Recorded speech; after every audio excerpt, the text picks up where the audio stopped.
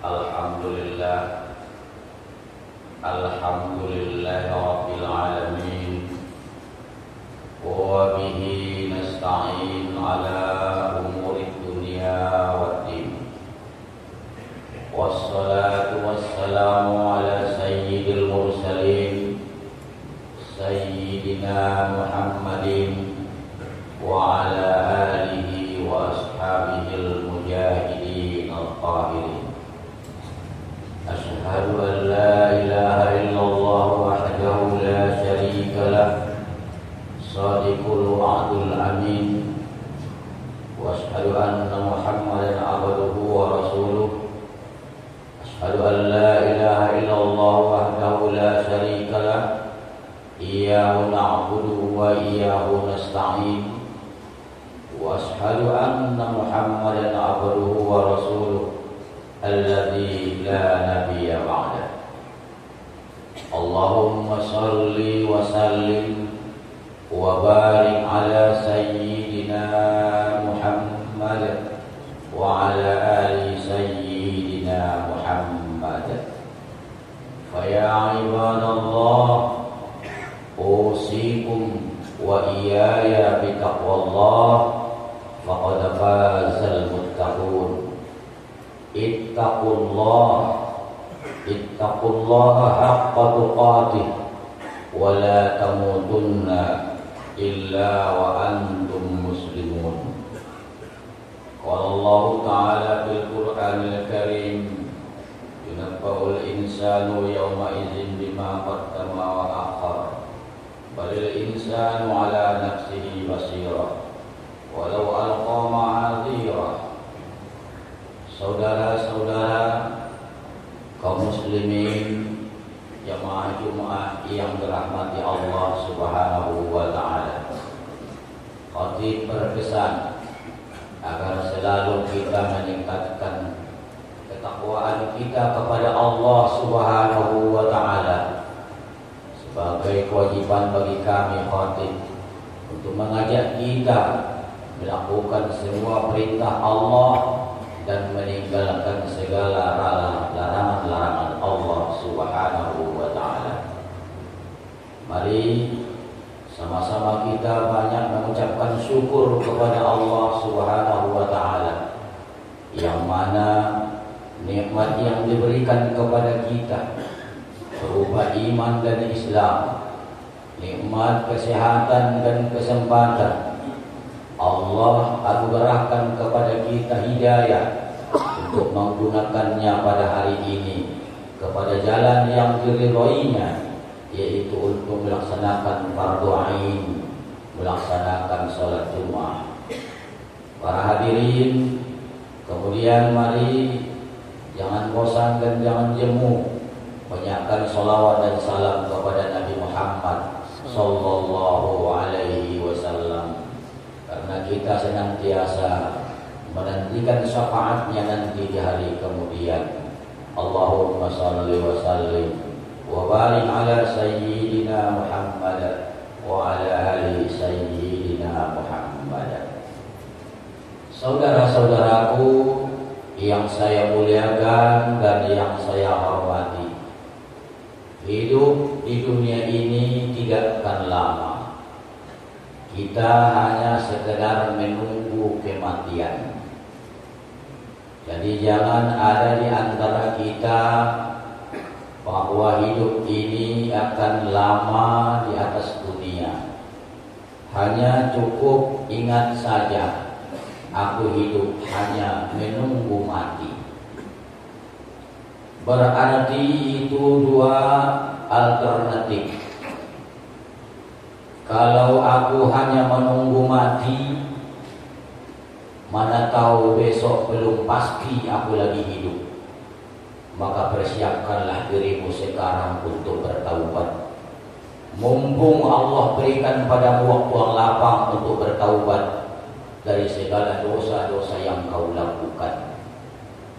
Yang kedua, mana tahu besok lusa kau tidak akan mati, sampai kau berumur tua, renta, maka waktu sekarang di waktu mudamu.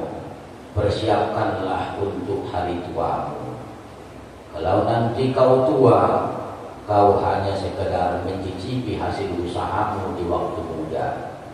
Maka para anak-anak muda yang kusayangi, pergunakanlah tenaga yang kuat dan kokoh demi masa tuamu nantinya. Para hadirin jamaah yang saya muliakan dan yang saya hormati, setelah manusia berpulang nanti, maka hukum Allah lah yang akan terjadi.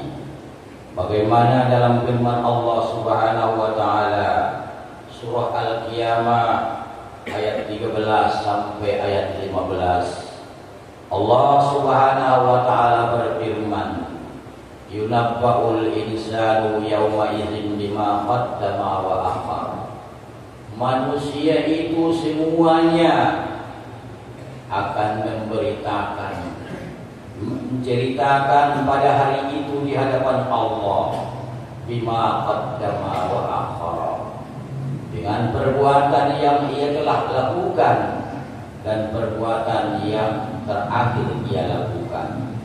Apa yang ia telah lakukan di awal ia dewasa sampai ia di ujung usianya, semuanya diceritakan di hadapan Allah Subhanahu wa taala. Kalau dia umpamanya mencari dunia dengan jalan haram, di dunia ini dia bisa sembunyi-sembunyi sehingga manusia tidak dapat dan tidak melihat, bahkan tidak tahu kehidupannya itu dengan jalan haram.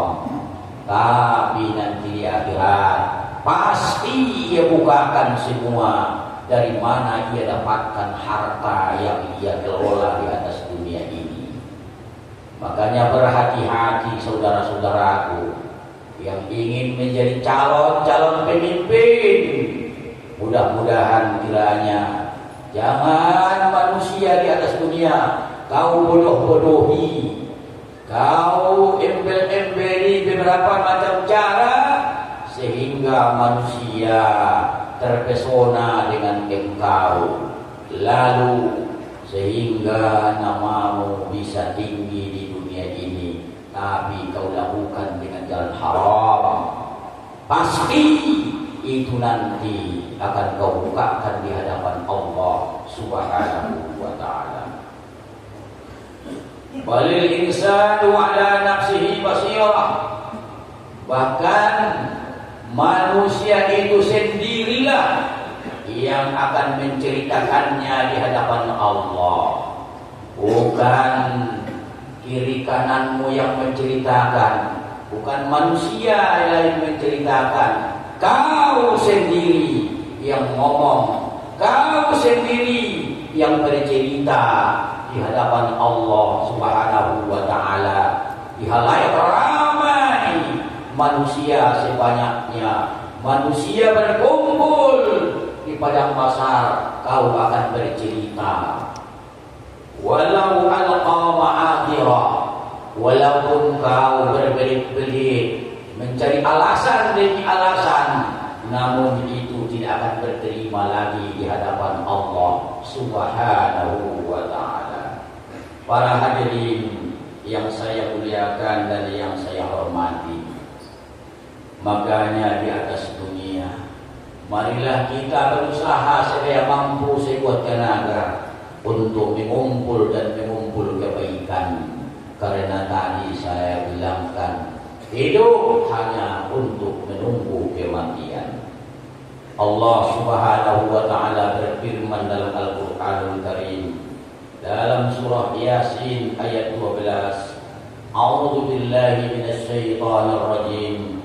Inna nahnu nuhyil mauta wa naktubu ma qaddamu wa asarahum wa kulla syai'in ahsaynahu fi imamin mubin.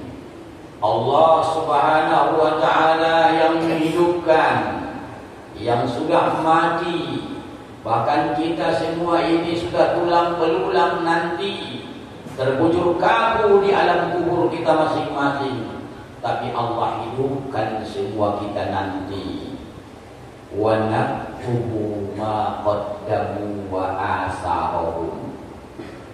Rupanya Allah Subhanahu wa taala mencatat ma qaddamu, apa-apa perbuatan yang telah kamu lakukan, dan mencatat asarahum, bekas-bekas yang kamu tinggalkan di atas dunia ini.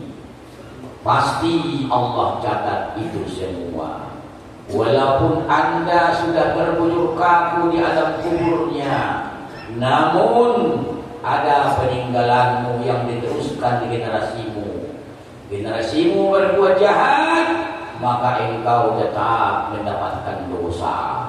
Jangan kira pahala saja yang mengalir, dosa pun bisa mengalir. Apabila kau tinggalkan kepada anak istrimu yang haram, maka anak istrimu mengkonsumsi yang haram. Walaupun Anda sudah berbaring di dalam kubur, itu pasti tetap ada catatan dosa untuk Anda. Makanya berhati-hati. Wa kulla syai'in ahsaynahu fi imamin mubin. Semuanya perbuatan kita itu disimpan rapi dalam catatan yang jelas, nyata, tidak akan bisa terhapus-hapus lagi. Saudaraku yang seiman dan seagama, kapankah catatan ini bisa dihapus? Selama kita hidup di atas dunia. Allah yang sangat pemurah lagi maha penyayang. Bahkan Allah maha penaubat, Allah maha pengampun, Allah maha menerima taubatnya. Bahkan Dia sangat sayang kepada orang-orang yang mengaku salah, dan Ia sangat cinta kepada orang-orang yang bertaubat. Innallaha yuhibbut tawwabin. Sungguhnya Allah itu sayang sekali kepada orang-orang yang bertaubat. Orang yang jahat mengakui kesalahannya itu lebih dicintai Allah daripada orang yang soleh yang menganggap dirinya tak pernah salah. Mudah-mudahan khutbah yang singkat ini bermanfaat bagi kita semua. Barakallahu li wa lakum bil Qur'anil Karim.